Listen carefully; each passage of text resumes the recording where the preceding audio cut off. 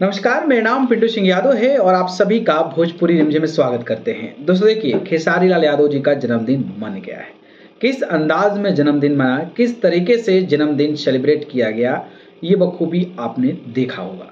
Samajwadi party के supremo Akhilesh Yadav, जो कन्नौज से सांसद भी हैं, उत्तर प्रदेश के पूर्व मुख्यमंत्री भी रह चुके हैं और देश के सबसे बड़े पार्टी में तीसरे नंबर पर आने वाली समाजवादी पार्टी के सुप्रीमो हैं। तो भाई अपने आप में एक बड़ी बात है। अखिलेश यादव का पहुंच जाना जन्मदिन में, ये अपने आप में रिप्रेजेंट कर रहा है कि खेसारी लाल यादव का जन्मदिन एकदम ब्रांड हो गया है। खेसारी लाल यादव के जन्मदिन के मौके पर जिस तरीके से अखिलेश यादव जी को मुकुट पहनाया गया, जिस तरीके से अखिलेश यादव खेसारी लाल यादव को लेकर तमाम चीज़ें कहे, वो अपने आप में अच्छी बात है।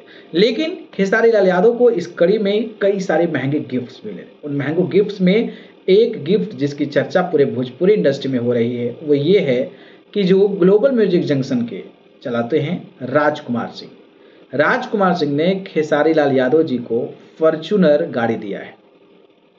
अब अंदाज़ा लगा सकते हैं कि कितना महंगा, कि तकरीबन 40 लाख रुपए का फॉर्च्यूनर कार आती है। खेसारी लाल यादव को फॉर्च्यूनर कार जो है कहीं ना कहीं राजकुमार सिंह ने दिया है और ऐसा आपने वीडियो जो है देख ही लिया होगा किस तरीके से खेसारी लाल यादव कहते नजर आ रहे थे। तो ये बड़ी अच्छी बात है कि भाई बर्थडे पर इतने बड़े गिफ्ट मिल रहे हैं, तो ये अपने आप में अच्छी बात है। इसके अलावा तमाम लोग पहुंचे, पवन सिंह की टीम के भी लोग पहुंचे, जैसे कि दीपक सिंह जो अभी मैनेजर थे, अब कुछ कंट्रोवर्सी हुआ था तो नहीं थे, बीना मानवी पहुंची हुई थी। इसके अलावा जो है मतलब किसका किसका नाम लो, बहुत लोग पहुंचे हुए थे। मनु अलवेला को मैंने देखा, इसके अलावा जो है आशीष वर्मा जो म्यूजिक डायरेक्टर उनको देखा, बाकी खेसारी टीम के जो लोग थे वो तो थे ही।